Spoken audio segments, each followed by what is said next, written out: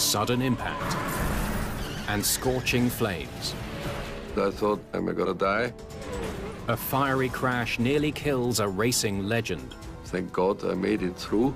But for driver-turned-airline owner Niki Lauda, a more devastating accident is still to come. I had a phone call from the news. They said one of your airplanes crashed.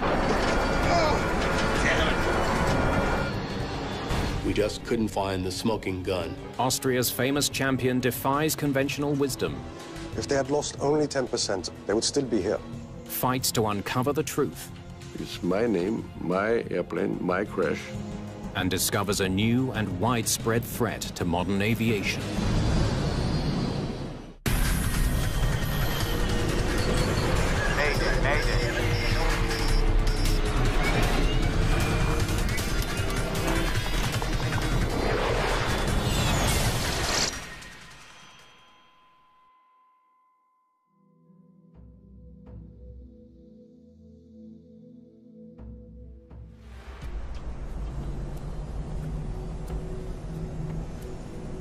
You need a little bit of rudder trim to the left, huh? What's that? You need a little bit of rudder trim to the left. Okay. Captain Thomas Welch and First Officer Josef Thurner are flying a Boeing 767 from Bangkok, Thailand to Vienna, Austria. The flight is operated by Lauda Air, the brainchild of famed Austrian Formula One driver Niki Lauda. For me, it was a logical step after retiring from racing to start in this kind of business. And that's what I did with Lauda Air. Throughout the 70s, Lauda dominated Formula One racing. Niki was the best driver in his days. Niki Lauda's Ferrari still in the lead. I think Niki is the best-known Austrian since Mozart. And that's how they finish. Niki Lauda takes the flag. He won the World Championship 3 times, then used his fame to launch a new career and a new airline. One of the main reasons was to give the passengers a different way of flying, better service, better food. The airplane had to look in a certain way. The Lauda Air 767 is less than 15 minutes into its 11-hour flight to Vienna. It's a route Niki Lauda knows firsthand because he's not just the owner of the airline. He's also one of its pilots. When you run a company and you fly, it's very simple. Because when you are with your passengers, then you know what is going on. You can look yourself what the problems are, and I corrected things quicker in that way. Capture 13, 5 plus 18, reserve is 20.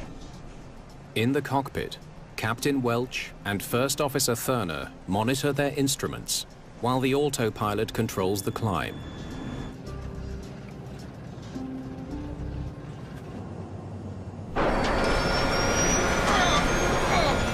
Suddenly, the plane begins dropping from the sky. Christ!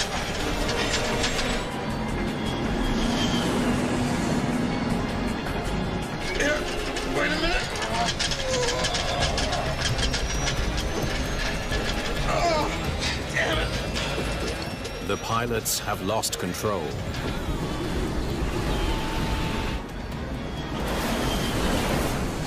Lauda Flight 4 is plummeting to Earth.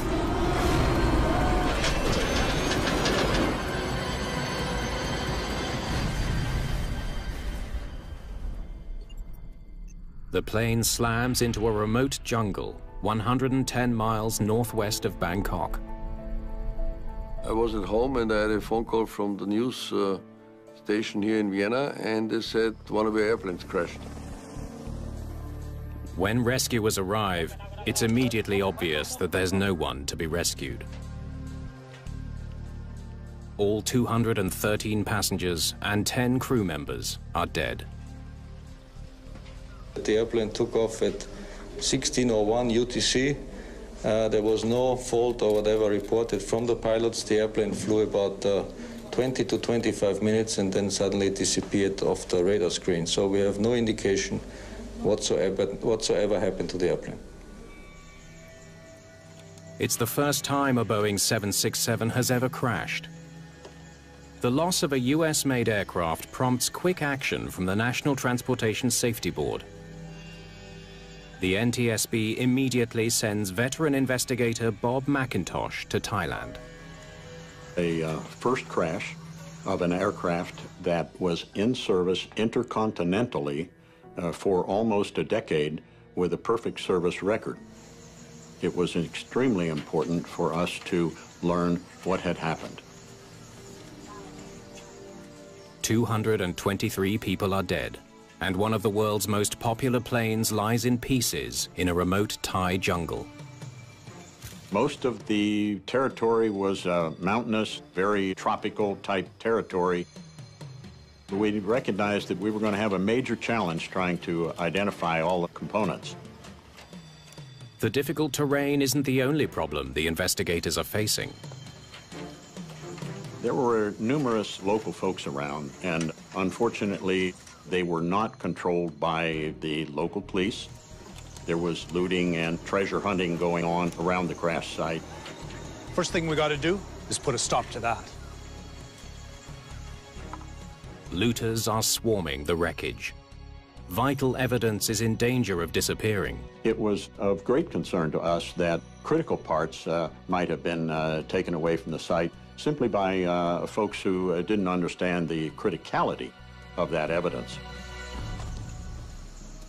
The badly burned wreckage is strewn over a square mile of rough terrain.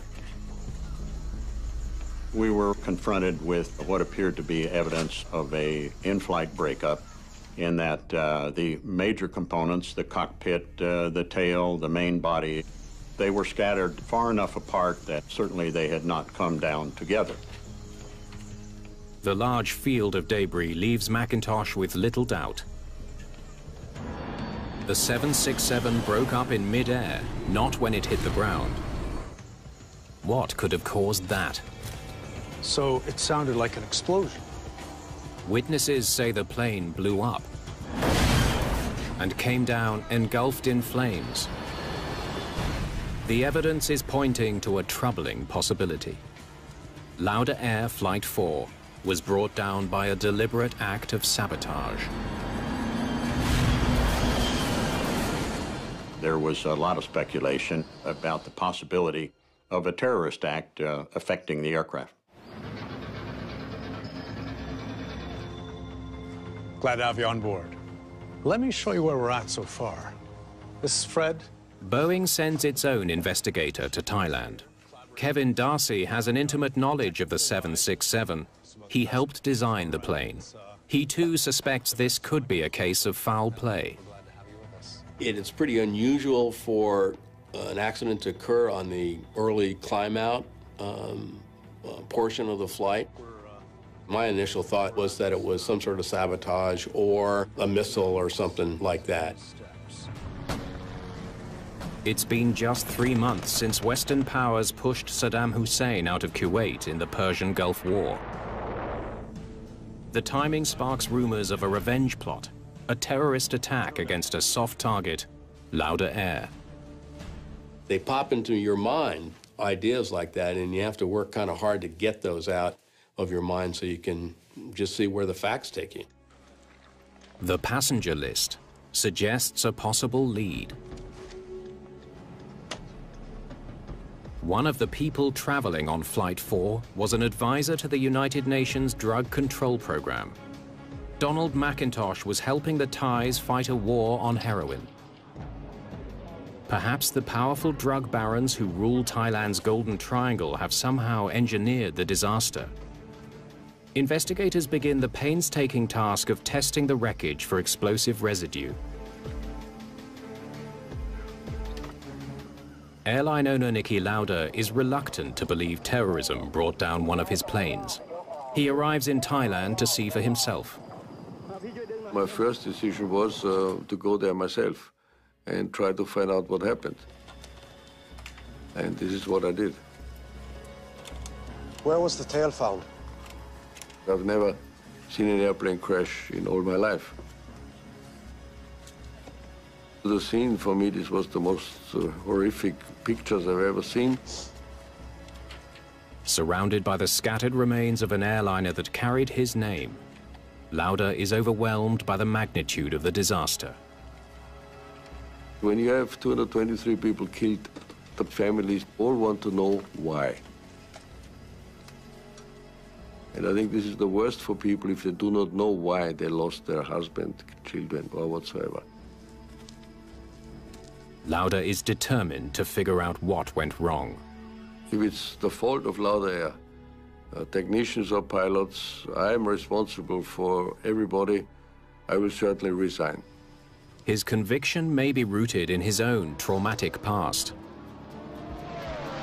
At the German Grand Prix in 1976, his Ferrari slammed into a wall and erupted in flames.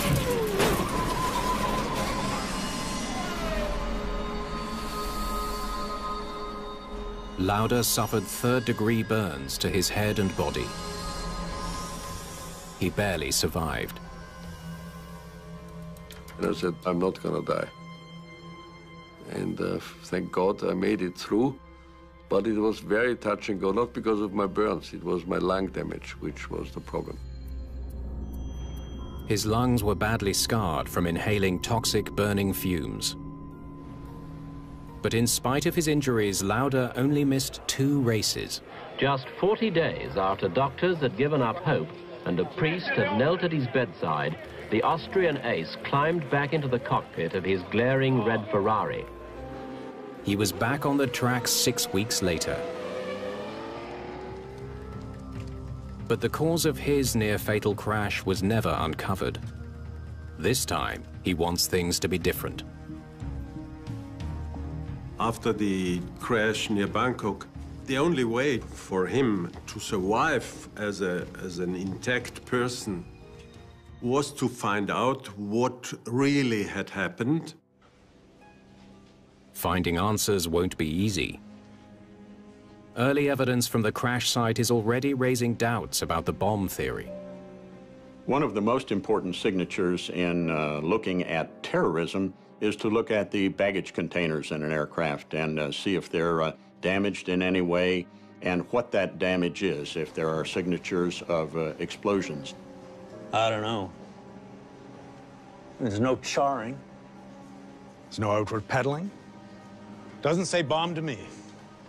We didn't see any evidence of terrorism. The black boxes may have captured important clues about the cause of the in-flight breakup, but they're badly burned. To have any hope of retrieving the data, Thai investigators need to send the boxes to a sophisticated lab. Bob McIntosh makes the case for the NTSB to get the job. They should go to Washington. There was an obvious reason, and it was because the aircraft is certified by the United States FAA, and the manufacturer is located in the United States. Days after the crash, crucial pieces of the plane are still missing, including the engines. Tracking down the wreckage at the Lauda crash site was certainly a major challenge. It was mountainous. It was totally overgrown. We climbed a mountain, went back down in a valley, and found the left engine. Well, would you look at that? Then investigators see something that sends a chill through the aviation world.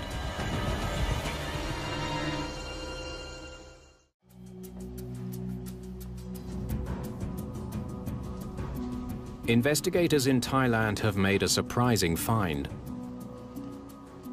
The thrust reverser on Flight 4's left engine is fully deployed. Once we actually saw that the thrust reverser had deployed, for me it was shocking. It was not anything I really expected would happen. Thrust reversers help jetliners come to a stop on landing. They work by redirecting engine thrust forward to slow the plane down. Left side deployed in midair.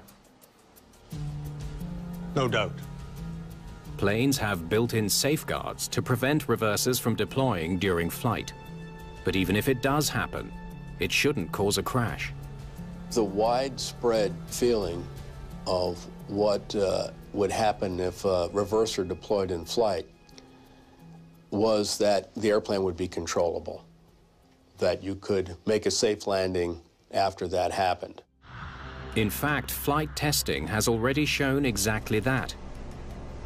Before the 767 first went into service, Boeing had to prove that pilots could keep flying safely after a mid-air deployment. I was actually on one of the flight tests when we tested the thrust reverser deployed.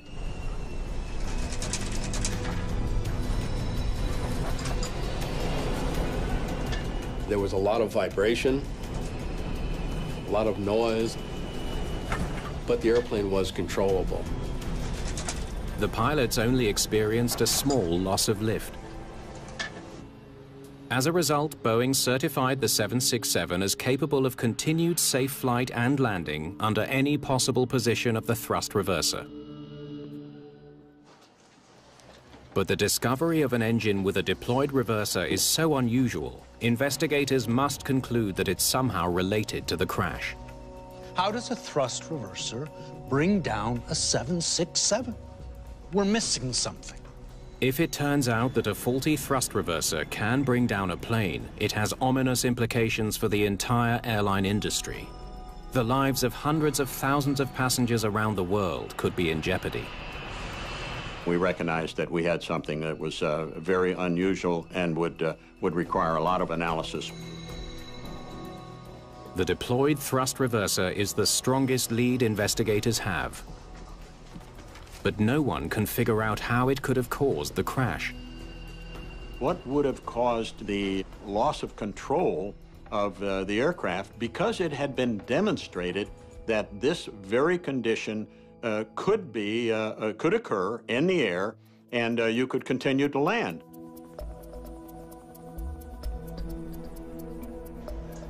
Investigators will have to solve the mystery without their most valuable tool. The flight data recorder is so badly burned that technicians at the NTSB can't recover any data. The disappointment was the flight data recorder was completely destroyed, which was very unlucky. But there's better news about the cockpit voice recorder. It has survived the fire. Ready to go?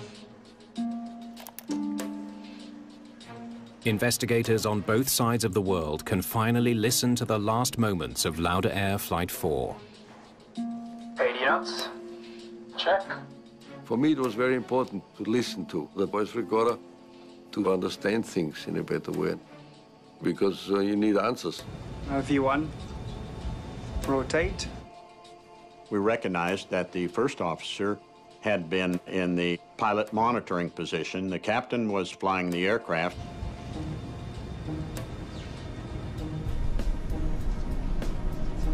Positive rate of climb. Gear up. The voice recorder shows a normal takeoff and climb. Landing gears up. All this kind of normal communication, which I knew all the people.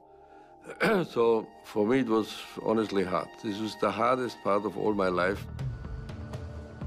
We are clear to level 310 and maintaining Lauda 4. Flight 4 climbs to 7,000 feet without a problem.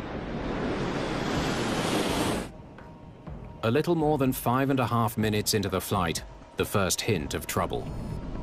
Scheiße. That keeps, Let's come on. What's come on?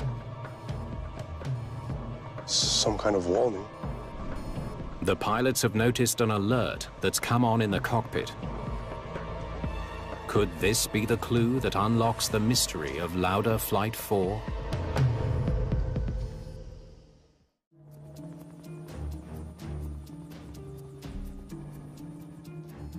Investigators listen as the Lauda pilots discuss a mysterious cockpit warning. What's it saying there about that? Additional system failures may cause in-flight deployment. Expect normal reverse operation after landing. Stop it for a second.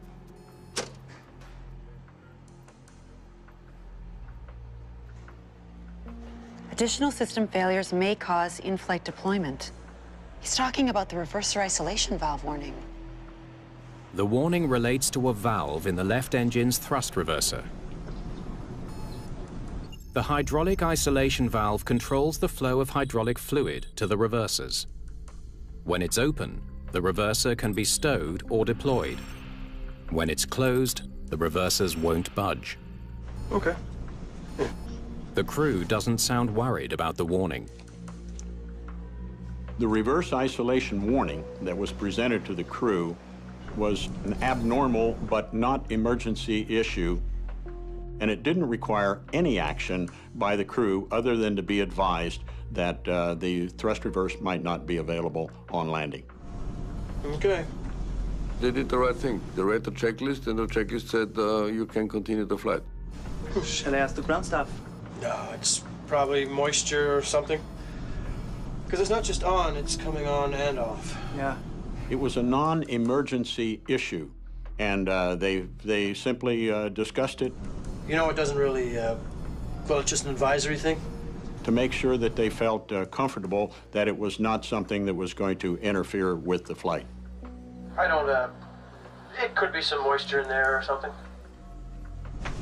Grabschap 14, 20 plus 18. Reserve is 20. For 5 minutes, nothing happens. Then... Oh, reversers deployed! Oh, Christ!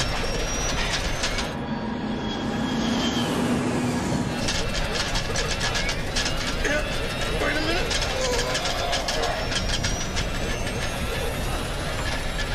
Oh, damn it. The captain said, damn it, and reactions of a pilot which is out of control, basically. The co-pilot didn't say a word in these moments of the crash. So for me, it was very obvious that something must have happened there so quickly, because normal pilots, they communicate with each other if there is a problem. The CVR confirms that whatever went wrong, it happened blazingly fast. Just 22 seconds later, the sound of the plane being ripped to pieces.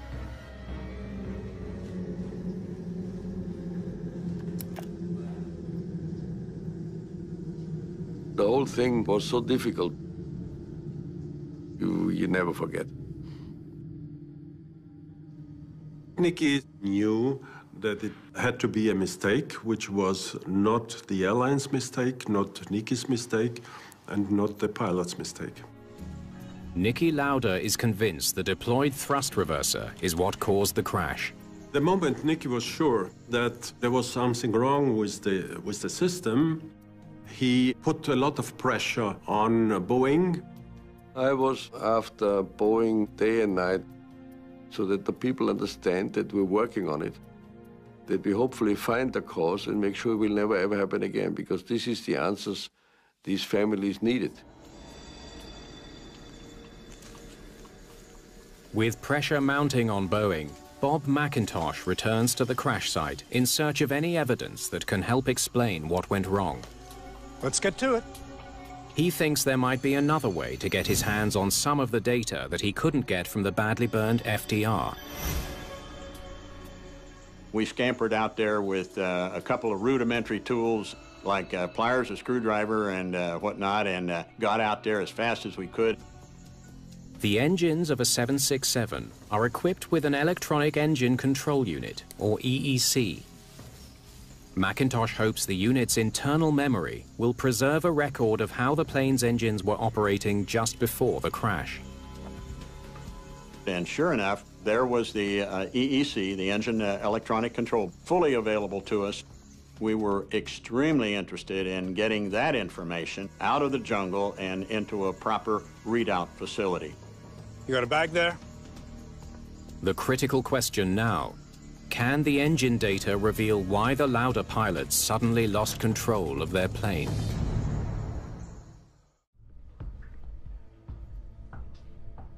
Investigators may be a step closer to understanding what brought down Lauda Flight 4. They have critical data from the plane's electronic engine control unit. We now had airspeed and we had altitude information.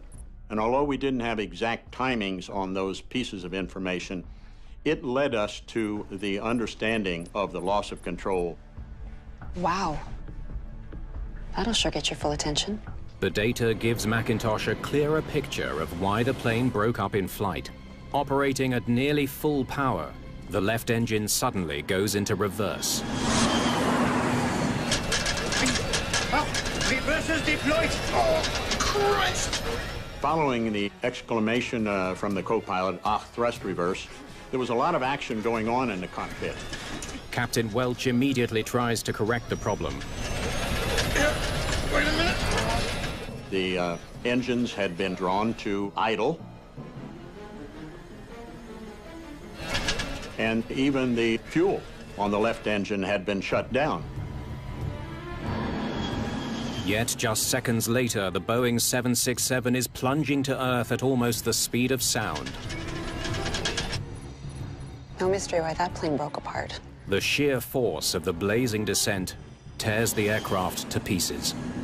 If you are in a prolonged dive and that speed increases beyond what the airplane was designed for, the aerodynamic loads can be more than the airplane can take. The revelation explains the witness reports. The explosion they heard was the plane breaking apart. The fire was caused by the fuel leaking from ruptured tanks and igniting.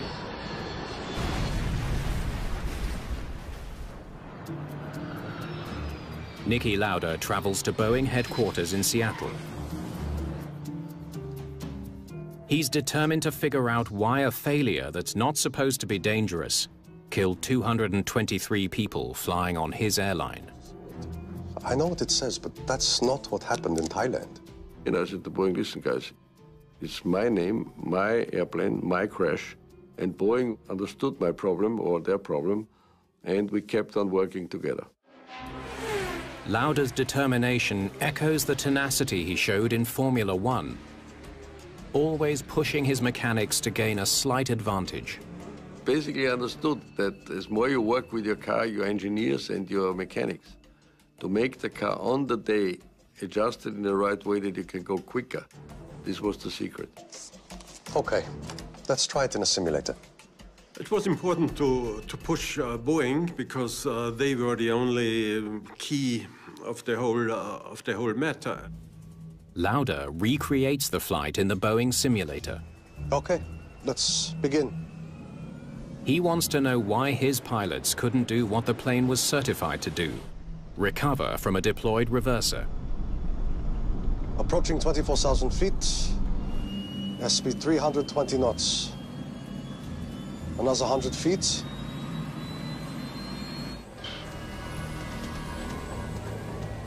It was incredible, because the airplane just turned around and you couldn't do anything.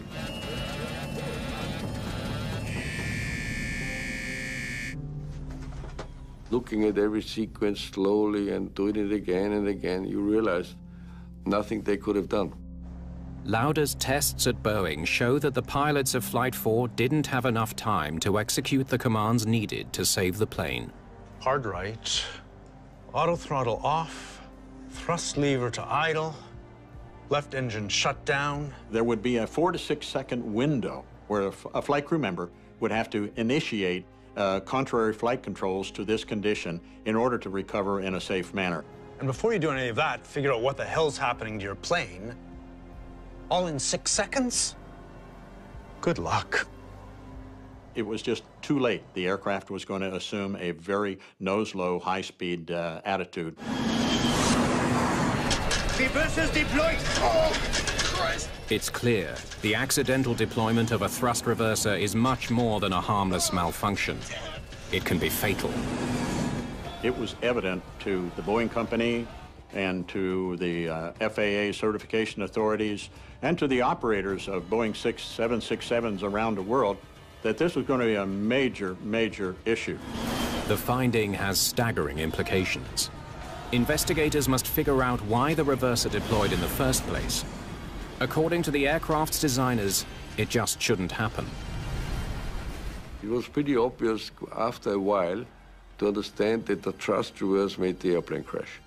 So this was clear, but you still need to know the exact cause, and then especially for the future, what you're going to do to make airplanes safer.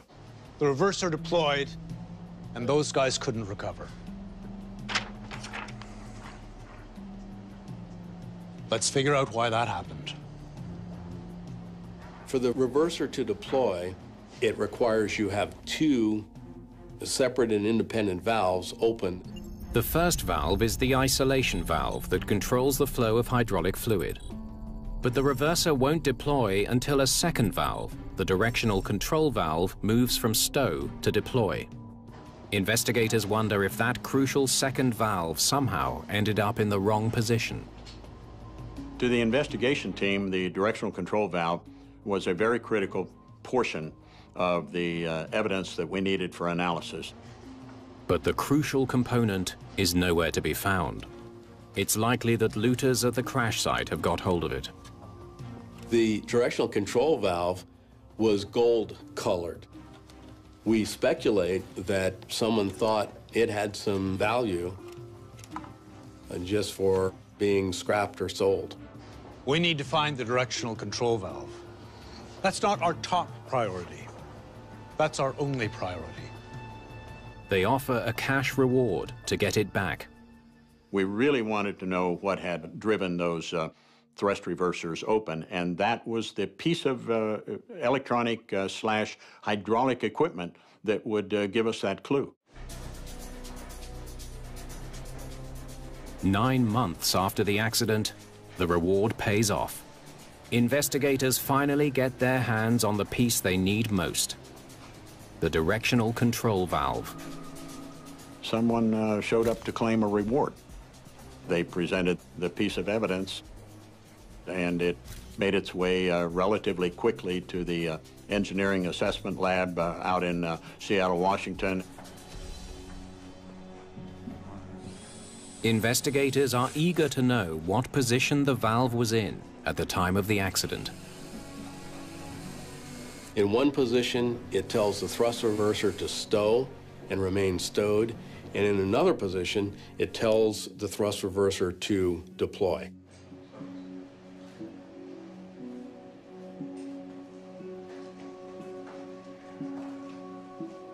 Several screws are loose, and some parts are misplaced.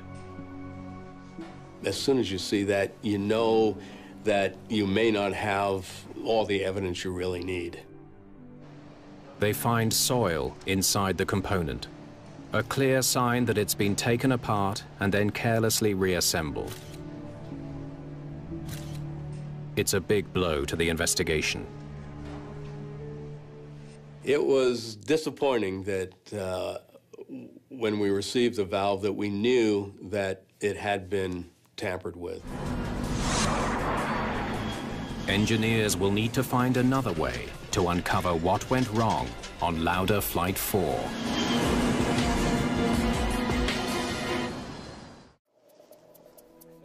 Niki Lauda continues his quest to understand why the pilots of Lauda Flight 4 couldn't save their plane. He reviews Boeing test data that shows a 767 should lose only 10% of its lift if a thrust reverser deploys accidentally. Trust me, if they had lost only 10% of their lift, they would still be here. Lauda compares the flight conditions used during the Boeing test to the conditions his pilots faced at the time of the accident.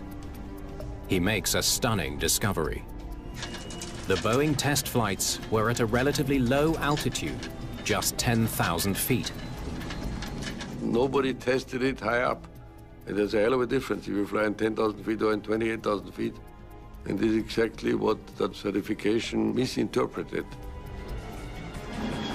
The Lauda 767 was flying twice as fast and at more than twice the altitude of the Boeing test plane, a height where the thin air makes it much more difficult to maintain lift. We started to home in on the issue of a possible loss of lift from the affected wing.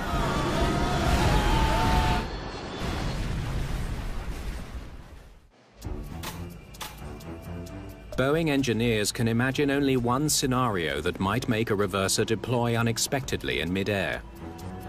The theory calls for the accidental activation of two key valves at the same time. You have to have both the isolation valve open and the directional control valve at the engine open to the deployed position. The problem is, they can't figure out how to make that happen. And until they do, it will be impossible to prevent it from happening again. There's a number of combinations of things that you needed to look at, like a bad relay and a cut O-ring, or a shorted wire, say, and debris in a valve that would combined cause the unwanted deployment.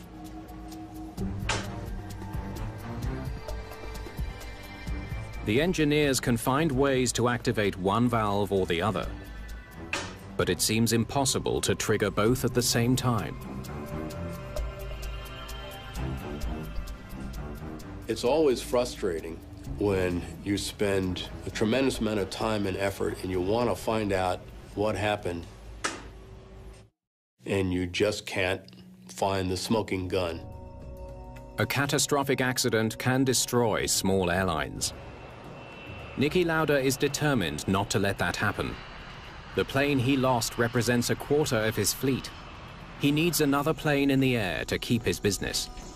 One of his major assets was his competition spirit, and he wouldn't accept no, and that's not possible. He finds a jetliner in France that no one is using. Within weeks, it's been added to Lauda's fleet. I picked up a 767 in Paris, flew it to Vienna to replace our crashed airplane to keep on flying our schedules. To run an airline business is harder than to win 3 world championships in Formula One, I can tell you that, because the business challenges in an airline are enormous. The tests at Boeing finally pay off, and the engineers make a major breakthrough. They're now able to trigger the double failure needed to accidentally deploy a reverser. We could get that system to activate by introducing a short, a direct short in a system. The wires for both valves were bundled in the same harness. A fault across several wires in that harness could have triggered the simultaneous short circuits. But because the wires were so badly burned in the crash, there's no way to determine what caused the short in the bundle. Scheiße. Yeah, that keeps, it's come on. The theory accounts for the intermittent warning in the cockpit. Should I ask the ground staff? No, it's probably moisture or something. It also explains the deployment of the thrust reverser.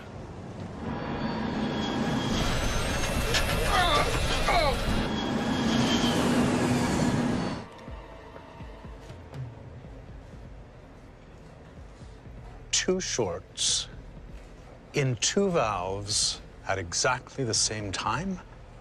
What are the odds? Reversers deployed! Oh, Christ!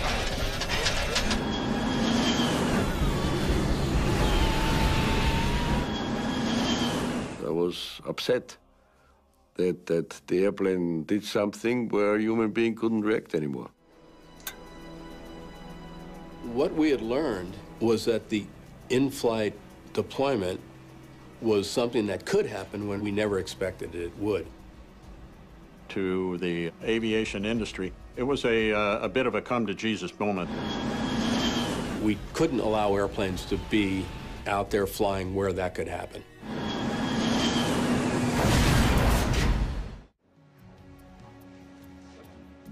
One of the most shocking lessons learned from the Lauda accident is how serious a reverser deployment can be at high speed and high altitude. There were other airlines that joined in the questioning of how could this possibly affect the flight path to the point where you lose control. The answer to that question goes back to the 1970s. To increase fuel efficiency, designers moved towards sleeker aerodynamic designs. They begin mounting engines closer to the crucial leading edge of the wing.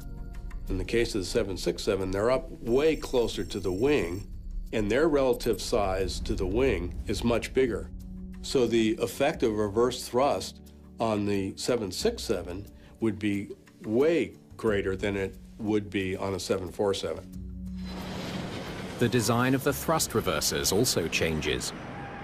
Earlier models used buckets at the rear of the engine that redirected air near the back of the wing. Newer designs redirect air closer to the front of the wing.